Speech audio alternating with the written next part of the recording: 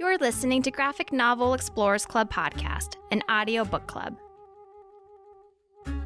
Greetings, explorers. Dennis and Johnny here. This is the first episode of our 2021 summer special. We're kicking things off by chatting with Nicole Goux and Dave Baker, the co-creators of Everyone is Tulip, which makes its debut today, June 29th. Be sure to go to your local comic shop and pick it up. If your shop doesn't have it, ask them to order it. Nicole is an illustrator and cartoonist in Los Angeles. She's the artist of DC's Shadow of the Batgirl, Fuck Off Squad, Gem and the Holograms Dimension 3. Nicole has also done numerous covers and has another comic with Dave called Forest Hills Bootleg Society debuting at Simon and Schuster in 2022. Dave Baker is a writer living in Los Angeles. Dave's written Action Hospital, Star Trek Voyager 7's Reckoning, Suicide Forest, Professor Cuties, and worked for 20th Century Fox Home Video, Universal, and Disney XD. In addition to Everyone is Tulip, Nicole and Dave co-created Fuck Off Squad. Nicole and Dave, welcome to Graphic Novel Explorers Club.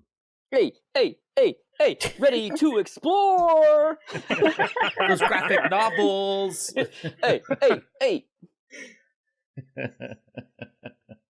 That's how we do it. Thanks for coming up there. The level of my dumbness just creates a power vacuum. After I'm just so stupid, everyone's just like, I don't know what to say to that. I mean, go for it, I'm at a loss for words. I'm embarrassed for you, us, and our listeners. Yeah. Mm-hmm. I was just saying we just got a free theme song, so I don't know what you're talking about, Johnny. Let's do this. We didn't even have to pay like standard rates for that.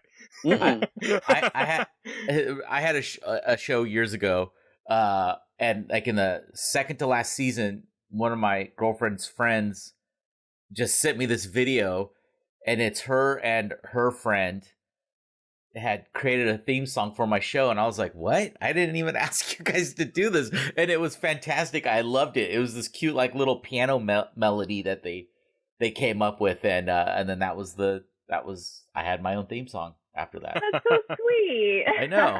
I know it was great, and I guess that's the thing they do. They just come up with theme songs for things that don't need theme songs, nobody was like, hey, this needs a theme song. So you should get paid a lot for that. They should. It's really cute the way they do it. It's really fun and cute. I love it. Anyways, can you tell our listeners a little bit about Everyone is Tulip?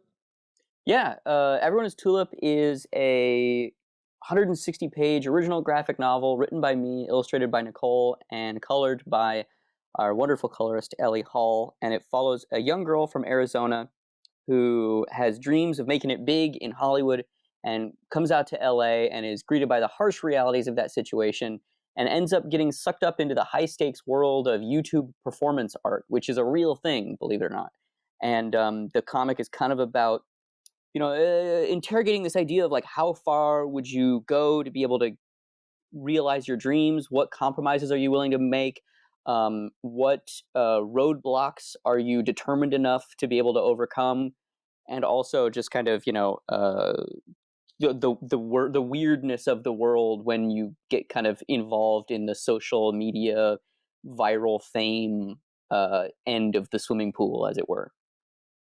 Yeah, she's definitely goes in the deep end there. Like from someone who moves to LA to want to become an actress to, I guess you would say, it's far removed from acting. Is she's almost like a puppet for this person. Well, let's get to the main characters. You got Becca, or it's Rebecca, but she goes by Becca. When we're introduced to her, she's working for a bagel company and is trying to make it as an actress. There's Eve, her roommate, who is also trying to make an actress, but Eve considers herself to be a real actress because she's had training. I don't remember. Does she say which school she goes to? It's not like she's like she doesn't. I don't think she says in the book where she went to school, but she does reference multiple times that she went to basically a university. I let's be real. Eve didn't go to fucking Juilliard or some shit like that. I was gonna say she's not a thespian as I picture her being somebody that like went to NIFA or one of those like trade schools, but tells everybody that she went to NYU, like that kind of person, Feels accurate. Yeah. There's Paradox XL, also known as his real name Stanley, and he's the director producer who hires Rebecca through a Craigslist ad to star as Tulip, which Eve, when she finds out that Rebecca's gonna go to this thing, is very like, that's not how you get acting gigs. This isn't how it's done. And then there's Chloe, who's the costumer who works for Paradox XL and sort of becomes a friend or a confidant to Becca in this journey from a nobody to a YouTube star. Well, I just want to say that I really do appreciate the fact that you make it very relevant to now. I know it may seem maybe in 10, 15 years sort of dated to utilize things like Twitter and Facebook, but I think that's important to capture the moment right here that we're living in. You know, when I first read Snot Girl, I thought it was actually a bad idea initially to incorporate social media, because I thought, well, social media always changes. You know, one minute we're in MySpace and next minute we're in Facebook. Now we're in Twitter or whatever. But actually, I found that it's super important to the story and captures a particular moment and captures a slice of life that, you know, we may not remember in 10 to 15 years. So I think it's a good decision, actually, to really capture that environment, not make up your own. I particularly enjoyed that you incorporated some of the screens of even the iPhone. Like, you would think that's drab, but I found it very engaging to see her staring at that black mirror and looking for validation through that device. Yeah, I think whenever you do something as topical as this book, you run the risk of ending up seeming dated. But I like to think of it more as like a period piece for something that's happening right now. You know, our next book takes place in 2005, and it's like, if we had written that in 2005, it would have obviously not the same effect, but, you know, 15 years later, you know, this book may serve as a kind of reflection on what we were going through at the time, you know. Yeah, and the you know, the narrative mechanic that you're referencing of like phone screens is something that we were both very interested in, just from like a comics visual language structural standpoint of like, a phone is a rectangular shape that is somewhat similar to a 9-panel grid rectangle. So is there a way to integrate that structurally into a narrative so that, you know, when you're composing a page, you're thinking about it on 3 levels at once. You're thinking about the individual panel, you're thinking about the individual page, and then you're thinking about the spread all at one time. And that's the trick of comics, right? It's like being able to toggle through those kind of lenses. And you can tell when writers or artists aren't thinking that way. And so for us, like these pages where there are these dual 9-panel grids, so when you're looking at the book and it's open in front of you, there's going to be 18 panels, and each 9-panel grid has a pattern in it. So some of them are the phones make an X, and some of them the phones make pluses, and so those compositions mirror things thematically within the pages. And that's something that we were both really interested in. And when we started talking about it, was like, you know, what are the various ways that we can show what it's like to live with a phone in a very, I mean, almost oppressive way. Like, everybody is like, oh, I can't leave the house without my phone. I mean, I'm that way. Exactly. This is not it's not an indictment. It's just the reality. And you know, so that those were, there are multiple ways that plays out throughout the story, but 9-panel grids are a big thematic thing in the book, and specifically phones integrated into those grids is a very big thematic thing throughout the piece. The paneling with the phones, like, it'll go the phone and then back to Becca, phone, Becca, phone, Becca. It reminded me a lot of like the Watchmen, how the panels lay out in that. Was that any inspiration for that? Yeah, I mean, I'm not sure if you guys are aware of this, but Dave and I made a book called Shitty Watchmen with a bunch of our friends, which is essentially just shitty redraws of every panel in the entire book. And that comes from me using Dave Gibbons to study composition. I was doing little thumbnails on my own, and I don't know, I post on Instagram or something. Wouldn't it be dumb if I made a whole book of this? And Dave was like, oh no, we're going to do that. And then wrangled all our friends together and we did it. And so I didn't know you knew Dave Gibbons. We've actually met him. We met him and gave him a copy of the book, and he loved it and was really? super, super nice. Yeah. That's awesome. Nice. That's great. Yeah, it was the best that interaction could have gone. Absolutely. You were expecting the worst. Get this out of my face. You know, like when you make a book called Shitty Watchmen, even if your intent is like appreciation and studying of the work, you know, it doesn't always come off that well. And he totally got it, and it was really cool. It was super nice. Yeah, he even was flipping through it as we were talking to him, and then he like looked at it and was like, "Oh, I can see my drawing in your drawing. That's so weird." I didn't know he has a terrible British accent. The funny thing is that British accent sounds more like Alan Moore than it does Dave Gibbons. Yeah. Look, I'm not gonna quit my job and become a Dave Gibbons impersonator anytime soon. I think you should. I think there's a really high demand for shitty Dave Gibbons impersonators. Well, absolutely. If you go down like Las Vegas and the Strip, people are like begging for that. Yeah. I think when you're asked to host the Eisners, I think you should do Yeah. Or do they have like a roast version?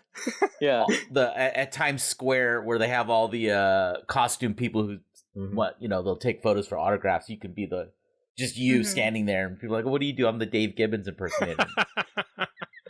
1 out of 50 people will be like, "Oh, I get it. I get what you're doing." Yeah. Not even 1 out of 50. Yeah. Just Watchmen fans.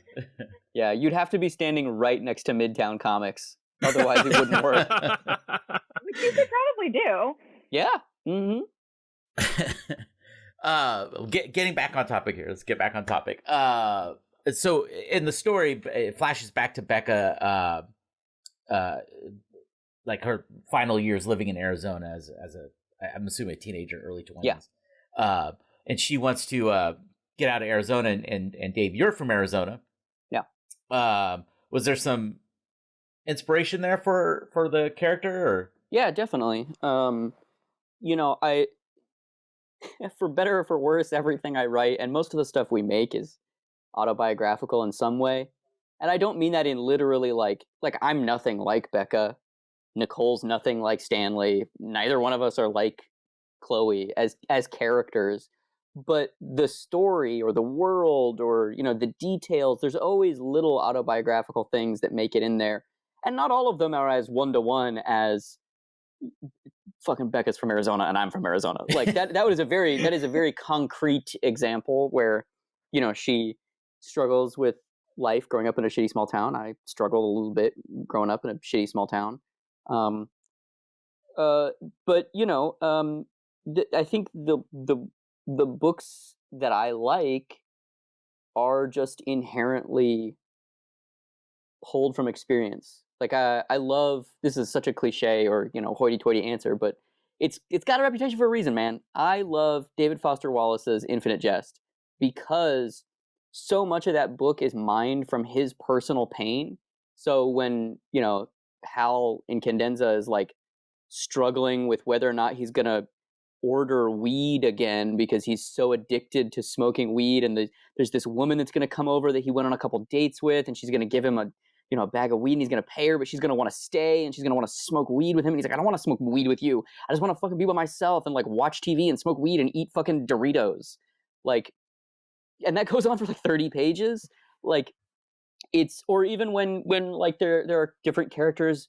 Never mind. We don't have to keep talking about Infinite Jest, but you know what I mean. Like, yeah, that comes from David Foster Wallace's real world addiction to marijuana and real world obsession with TV and his real world anxiety. Like the reason that dude wore bandanas on all of his interviews isn't because he like liked it as a fashion choice. It's because he was so anxiety ridden that if he didn't, flop sweat would be just like pouring down his brow, which now is such an iconic, like, you have Stan Lee with the fucking wig and the glasses and the mustache. Wait, that was a wig? Oh yeah, full on. I know. It's a terrible hairpiece.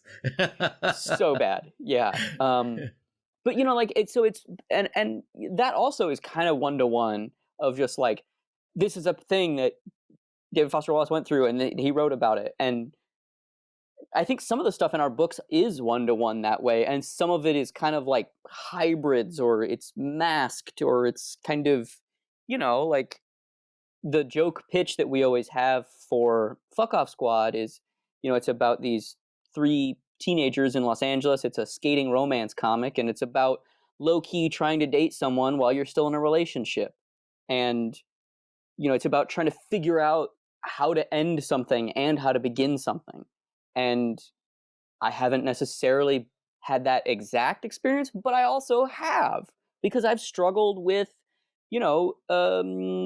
letting go of things, or I've struggled with, accepting things. Like it's I'm a flawed dude, like everybody. And like, it's those personal subjects and those personal intimate details that make work transcendent and important and connect with people. And so that's the goal, right?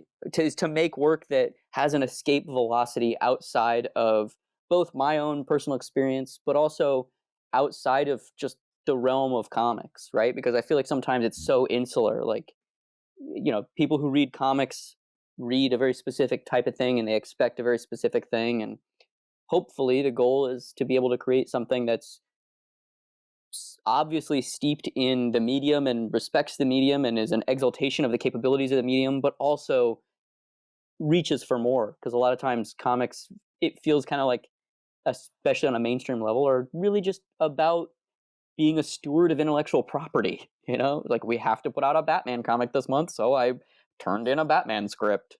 Yeah, that's how 3 Jokers felt to us. We were not. I tell you, I recently subscribed to DC's, I think it's Infinite Universe. It's their all you can eat, just because I wanted to read some of the comics that I never got to finish as a kid. So like I'd get like maybe 1 issue on a road trip, and I never found out what happened to that story arc. So it's been really interesting. But man, there's just a lot of shovelware out there in terms of the storylines. I was like, this is really pointless. There was a comic, a record shop here in Sacramento where we live that called Dimple, and it was kind of a catch-all place. They had pretty much for media. They had records and CDs, tapes, VHS tapes, whatever.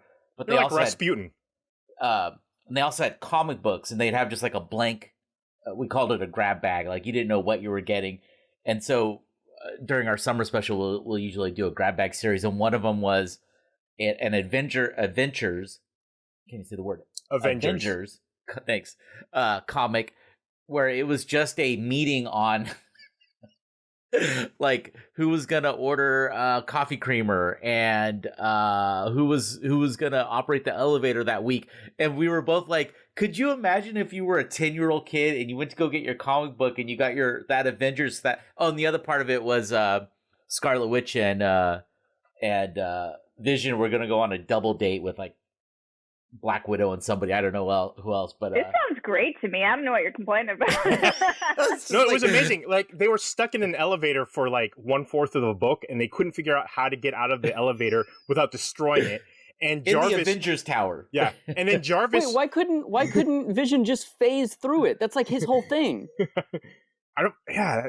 Why didn't he? Iron Man was in there. Like he could just pull the doors open. And that was 1/4 of the book. And then Jarvis was worried about they were out of a certain tea. It was amazing. Yeah. This sounds great. What era Avengers is this from? 80s, somewhere in the 80s. Yeah. So and then they were reviewing like training tapes, and they were having they didn't have enough to make a quorum. It was fascinating. I was like, wow. I mean, but is it any surprise that Dave and I, who make books about people sitting in rooms talking, think that sounds great? Like, right, it's true.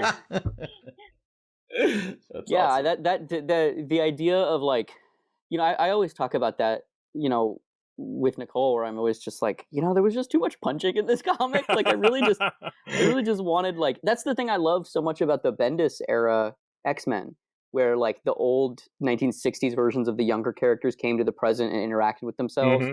Because so much of that, there was inherent conflict without physical dynamism. So you could just have people reckoning with their life choices, which was so great to me. I loved it. Like my favorite, this is a kind of hacky answer too, but my favorite moment, like maybe ever in X-Men, is from that run where old Cyclops goes into young Jean Grey's dorm room and starts talking to her about whatever they're talking about, and the conversation ends and he just sits down on the bed and puts his hand on her hand, and then they sit there for a moment, and you know that he's thinking, like, I as a 45-year-old man could rekindle this love with the love of my life and have it all over again, but I shouldn't, because I would be robbing her of all of her experiences for her whole life. And then he gets up and walks out of the room, and Shadowcat is standing right there, and she goes, if that ever happens again, there's going to be problems. And I was just like, oh, I love this! I love this! I loved that run so much because of that inherent, just everything was just drenched in soap opera sadness. Like, that's really what I want. I just want more people being sad, really. That and baseball games, right? Oh, yeah, completely. Yeah.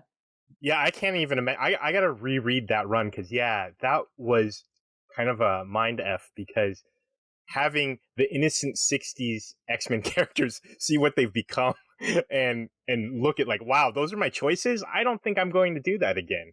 Yeah. Or even just like the funny stuff, like in that issue where young Cyclops is like running away from everybody, and he goes into that like convenience store and sees all of the bottled water, and he's just like, bottled water? Amazing. Well, getting back to the comic one more time here. Wait, this isn't love my segues. X-Men Explorers Club? No, we can talk about X-Men all day. I don't care. Technically, we did open up that we were looking at all graphic novels, so I guess. Yeah. Part of one of the things I really like in the story, because I feel like this happens to people all the time, especially like if you're trying to pursue a creative career, is Becca. You know, she keeps telling herself, I'm there to pursue my craft, but she really just gets segued into this lifestyle and kind of loses her path pursuing internet fame, I guess, over craft, over like being a creative person. She chooses infamy. Being that you guys both live in LA, have you found yourselves in that position where you're like, oh, I'm not concentrating on the thing I came here to do? I think that's an issue with every creative field, especially when you are just starting out, because the jobs that you're going to be offered as a newcomer in the industry are rarely the jobs that you want to make your career out of. So if you take that job, you run the risk of being pigeonholed into a part of the industry that you don't actually want to be in. I had a friend some years ago who, wanted to be a writer, and he ended up doing logs for reality TV, which was nothing like what he wanted to do. But then you get shoved into this other part of the industry, and especially with Hollywood, there's unions and you can't cross those lines, and there's all these like weird rules about that stuff. So like you might not get hired for films if you're only doing reality TV show and that's all you have to show for it. And the same thing applies for comics. It applies for these kinds of, obviously people do cross borders, and especially some of these YouTubers who this book is really about have moved from being just YouTube stars to pop stars to doing all different kinds of things. And it can happen, but you always run the risk when you do too much work of a specific kind of getting stuck in that part. And, it's decisions that I've had to make. Dave and I have made indie and self-published comics since the beginning. And when I got the job to draw Shadow of the Batgirl, I had to decide of like, do I think that this move is going to benefit my career, or do I think I'm going to get stuck doing superhero comics forever? Because while that's a great opportunity and it's fun and exciting, that's not what I want to make my whole career out of. So I weighed those pros and cons and decided it was worth it to do that. And I ended up having a really great time, and it's been really beneficial for me and us. But there is always that moment of, is this the wrong move? And sometimes you have to say no, even to really good opportunities. And I think that's maybe not a line that Becca understands very well. And the thing for her is she has to decide whether this is about actually the pursuit of acting or whether this is about the pursuit of being famous. Like, what is it that she actually wants? So that question is a little gray for Becca.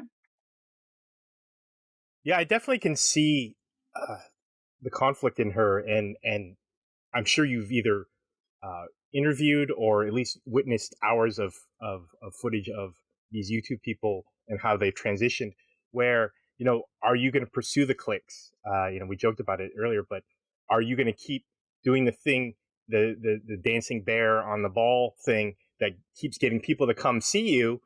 Or are you going to try to be honest about what you want? And when you're starving and, you know, living in a dump and working at a bagel shop like Becca, you don't really have much of a choice. It's, you know, you have to keep building this following in order for you to get to the next level. But when is that ever going to happen? Or will you just be tossed aside for the next new thing? And so you definitely see the struggle. I'm sure you guys have seen it with the stars you had researched. I think there's even, like, particularly with TikTok now, there's this thing where, like, if you make a video that is like a one-off weird thing that isn't like the rest of your brand, and that's the video that goes viral, when you go back to making your normal content, it's not going to do as well. So then maybe you start doing more videos like this other thing over here, but that's never what you wanted to make in the first place. But you're chasing those likes, hoping that it will bleed over into the stuff that you actually care about. And it's this weird, like, vicious cycle of, like, do I do the thing that I know is going to get me more eyes, or do I do the thing that I actually care about? I mean, Dave has, you can talk about the podcast and your Britney thing with, that is a perfect example of that. Yeah. So what Nicole is so beautifully judo flipping us into is that I also run a podcast. And it's a deep dive explainer podcast called Deep Cuts, where we pick a topic and walk the listeners through the ins, the outs, and the nitty gritty of a specific subject so that next time they're at their next forced social function, they can appear like an interesting and idiosyncratic person. So we on the show, you know, we do a variety of topics. And, you know, we did an episode about the rise and fall of Napster, the file sharing service, but we did it all as a musical. So there's 11 original songs, 2.5 hours. We did an episode about Buckaroo Banzai, the acclaimed cult film from the 80s. And at the end of the episode, we got the original writer and director of the movie to come and write a 10-minute narrative sequence. And we got 2 of the original actors from the movie to be in the narrative sequence. So it's like a radio play that takes place in the universe of Buckaroo Banzai. And basically, for the way that we build out our slate of episodes is that we have what we call the Britney stratagem, where one of our big breakout videos initially was about Britney Spears' conservatorship. It's a big topic that has a wide range that everyone is aware of, but there's a specific detail about it that people probably don't know. So we flip-flop. Every other episode is a Britney, and then what we call a Laz, where we did an episode about this guy named Laz Rojas, who's a outsider performance art videographer guy. He wanted to be an actor in the 80s, and he made a one-man demo reel, which is like 4 hours long, where he took all of these segments from like 17 different screenplays that he had written, and he created them and played all of the characters, but he did it completely seriously. So it's like an Eddie Murphy, like, Dinner with the Clumps style thing, but where he's playing like a baby and the mother and the father and the wife and the son, and it's fucking surreal. Like, it's insane, and it's also just completely unbelievable in that it's mesmerizing because it actually is good. Like, that's the weird part about it. Like, there's a sheen of just like, I can't believe that someone spent 6 months making this, but then there's also a thing of like, wow, he's like a really charismatic performer. That's what's really strange about it. So when we build out our slates, we do Brittany, Laz, Brittany, Laz. Basically something that can pull in new listeners, and then something that's really probably only interesting to me and or Andrew, my co-host. And that's the way that we've found to both grow the show, which, has been pretty successful. We have a not insignificant listenership now, and also still remain true to like the initial concept of the show, because it's called Deep Cuts. It was like, let's focus on weird, obscure, unknown subjects. The problem being, I am somebody who seeks out weird, obscure stuff. Most people probably don't. And so how do you navigate that and make something that doesn't feel like a waste of time? I don't know. And that's the way we've structured that. And kind of that's the way Nicole and I have gone about making comics too, where, there are certain opportunities that we've taken specifically because it's a leg up and it's a visibility boost and it helps, us reach a larger audience. I wrote Star Trek Voyager 7's Reckoning. I, co-created an alien race for that comic. If that alien race shows up in Star Trek season 75, Shatner's Revenge, you know who's not getting paid? Old Dirty Davy Bakes. So every opportunity has a compromise inherent within it.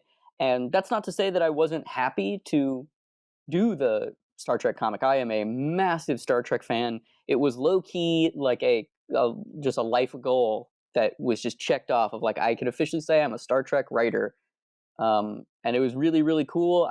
The artist was great. Angel, he did a great job working on the book. The editor made my life so easy. And I've heard kind of like, horror stories or whatever about working with CBS, but everything was great. And it went so smoothly that I was just like, this can't be real. This is never going to come out. This is never going to happen. Well, the good news is when you're like 85, you'll have a permanent seat at some Star Trek con that you can sign. Yeah. It's true. No one's going to care about anything we make, but that one Star Trek miniseries that I did forever ago, absolutely. Right next to the guy who played Lieutenant Broccoli on TNG. Broccoli? Yeah. Barkley. You mean Barkley. Barkley, but everyone called him Broccoli. They do call him Broccoli. Yeah, see, they called him Broccoli. How dare you?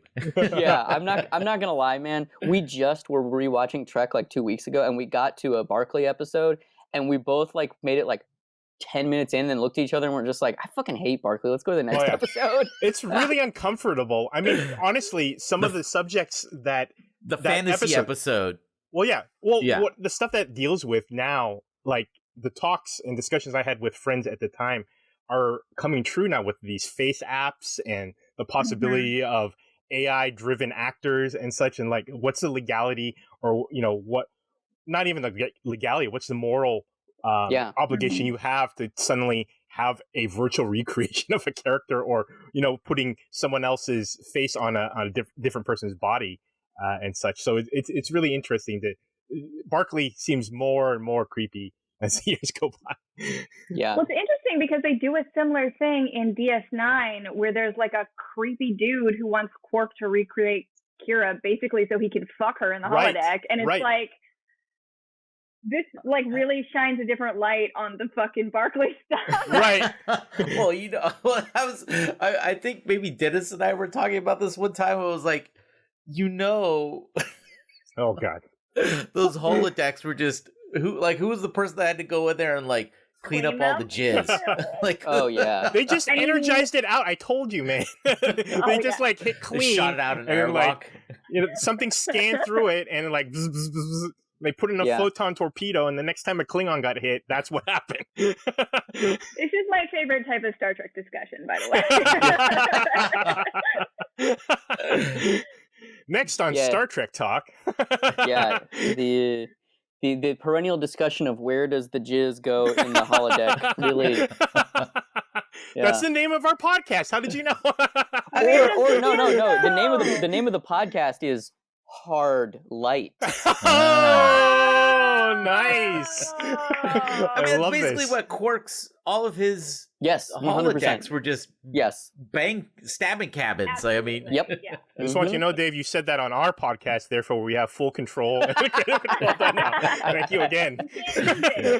we own More free intellectual... service from Dave. Wow, Dave's just really coming for us. Yeah. Theme songs, podcast ideas. Yep. So I like, what's the how do you guys, like, what's the process, or like the creative process for like moving from something that's, you know, much more personal, like Everyone is Tulip, to Shadow of the Batgirl or Star Trek? We don't know that Shadow of the Batgirl was not autobiographical. You can't make that assumption. There is a redheaded character in there, Johnny. There is a redheaded character. I'm just saying, Oracle, I don't I can't make assumptions. I mean, I haven't ended up in a wheelchair yet. I mean, obviously, I had less to do with the writing process of Shadow of the Batgirl than I ever have with any of our projects. You know, Dave and I work very collaboratively. And with a company like DC, artists tend to have less input on that end. But for me, that transition was really just Dave and I made what we wanted to make for like 4 years, and then went to every show that we could possibly go to until I got really lucky. The editor, one of the main editors on that DC's YA line, walked by and I showed her the books and she was like, "These are cool. You want to draw a Batgirl book?" I mean, it's a little more complicated than that because Dave actually kind of encouraged me to apply for a DC Artist Workshop, which I got rejected for like a year or two before. Never heard from them. And then the editor was actually like, "I recognize this. Did you apply for this artist workshop like a couple of years ago?" And I was like, I am amazed that anybody even saw that. But yeah, it's really, I think for me, it's about making what you want to make in the truest way that you can. And then when those opportunities come, if they come, deciding whether to take them or not, you know? And then for us, it's been about kind of taking that opportunity and using it as leverage to get the new things that you want to do. And maybe you go back and forth. Like I'm trying to do more covers on mainstream work, or I'm trying to do backups or short stories or this or that. I've done a couple other projects for DC. And you kind of do this like one for them, one for you thing, back and forth. So you're growing you're using the audience of mainstream comics to boost the stuff that you really care about, which might not be as visible to like a broader public. Yeah, unfortunately, that's the problem that Tulip, Becca, finds herself, is she's not able to break free of that, right? She tries to even change one line, and the hack that Stanley is says, "No, that's not good enough." And by the way, I love Stanley's like subtle nods that Stanley is just a hack, like when he's heating up the DiGiorno pizza and like mining lines from I think what looks like to be the Church of Satan leader, Anton LaVey, yeah. I just love that it's like, oh, you're not really, you just make yourself sound smart, but you're really not that creative. You just spin a bunch of words that you probably saw at a Michael's from a sign, and then their spit it up. Collection. Yeah. And honestly, I mean, that's very true. I'm sure you guys have seen that, where it's like, how original are these, you know? And then people talk about remixing or, you know, making it their own in part, but it's like at a certain point, it's like, are you really creating something new, or are you just repeating and doing the equivalent of the ice bucket challenge, but it's just your face on there as opposed to someone else's? So yeah, I found that very interesting.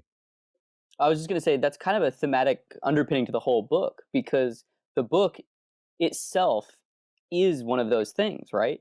Like the characters in the book are struggling with this kind of the nature of how do you make authentic work and progress as in a career. Certain characters are opting for a very specific way that they're doing that. And then the book itself is a metatextual commentary on that in its, you know, what it's doing. But then our relationship to the book is also a metatextual commentary on that, because we're making a book influenced by real people's lives. So we are also kind of remixing and taking elements and producing this narrative which is homaged to real people in certain instances. Yeah, this idea of reappropriation versus stealing has been a conversation in our world for at least 100 years, if not significantly more than that. And, what is the difference? What is homage? What is reappropriation? Where is the line on remixing stuff? Because there is also this other aspect of like, in 2021, can you ever make anything new? Is that possible? Are there new stories to be told? Is there new images to be seen? And a lot of people would say no. Some people would say yes. It's obviously a discussion, but like everything that you see is remixes filtered through your experience of things you've seen or experienced in the past. And so that brings this question of like, where's the line? I mean, Quentin Tarantino's or is it career is that, Yeah, absolutely. Now to the point in which his movie Inglourious Bastards is literally named after another movie called Inglourious Bastards. Right. Oh wait, and Django Unchained is named after Django. Yeah. Right. Yeah. I was watching a movie on TV. I randomly was clicking through, and it was some movie from the 60s. And as I'm watching, I was like, "This is the entire scene from Mission Impossible where the guy is lowering Jean Reno is lowering Tom Cruise, and then he kills the rat." It's this heist movie, and it's the same. It's almost like shot for shot everything that happens. I was like, wow, Brian De Palma, you just ripped off this whole obscure 60s movie. You built this high-tech scene around this really old school where they're trying to steal a diamond. I mean, in Star Wars, the fighter pilot scene at the end where they're escaping and there's all the ships flying around and people are shooting at each other. That's a combination of, I mean, they redid those special effects twice. And so the first time they weren't very good. And then the second time, George Lucas cut together newsreel footage of actual fighter pilots and then sequences from World War II. Yeah, but there's a specific World War II movie that I'm now blanking on. That's a fighter pilot movie. Fuck me, whatever. Let's just all pretend like I'm smart and like I remembered the name. We'll edit it in. We'll throw it in later in post. That was the name of the World War II movie was Fuck Me. Yes, it was Fuck Me, right. Yeah. It's very controversial. Fuck Me 3, Revenge of the Fuck. Yeah. Yeah, that's the one. But he took like the cockpit scenes from Fuck Me 2, Revenge of the Fuck, and spliced it together with real newsreel footage, and then was just like, recreate this shot for shot, do this. And then they used that as like a dummy for those Oscar award-winning special effects sequences where the space planes are flying around. No, absolutely. I think about, I won't name the artist mainly because I forgot about him, but I know there was one artist in the comic industry who was accused of like directly tracing almost like pornographic images.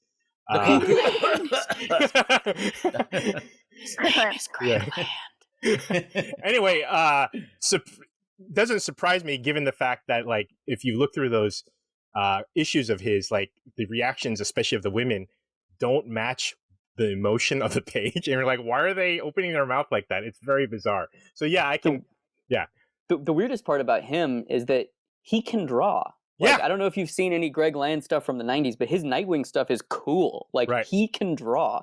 And then he did Sojourn, and it's like, oh, there's some little too much photo reference here, just a little too much. Like, just take it back a lot, just slight. Because photo reference is just a tool. Right. Like, it's just a means to an end.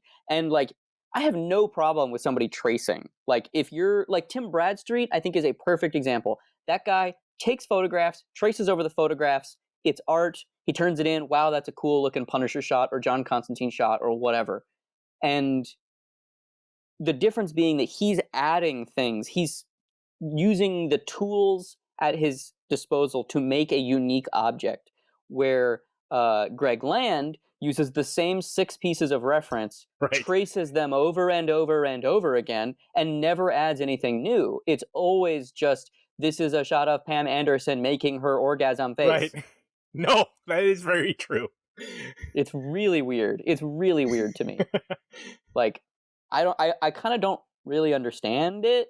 Like, there's so many dudes who are like Salvador LaRocca or Greg Land or Deodato Jr., where they're just like, they're veterans that have been around for a long time, and their page rates are obviously very significant because they lived through the 90s, so they have big fan bases. But the work they produce now is just beyond inferior. Like, you can tell there's no passion. It's all just showing up for a paycheck. And I kind of don't get that, because there's easier ways to make money. Right.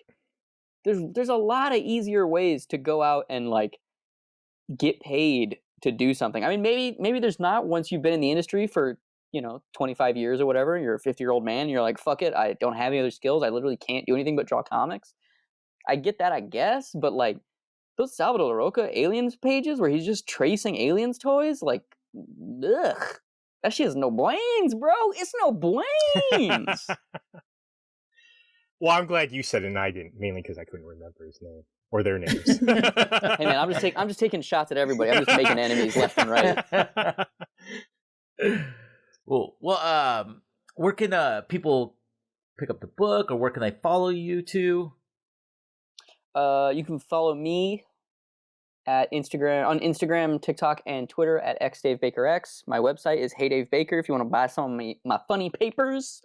And if you want to listen to my Deep Dive Explainer podcast, Deep Cuts, you can find it wherever you find podcasts. It's just called Deep Cuts. The thumbnail is me and my buddy Andrew Price with flashlights dressed like the Hardy Boys.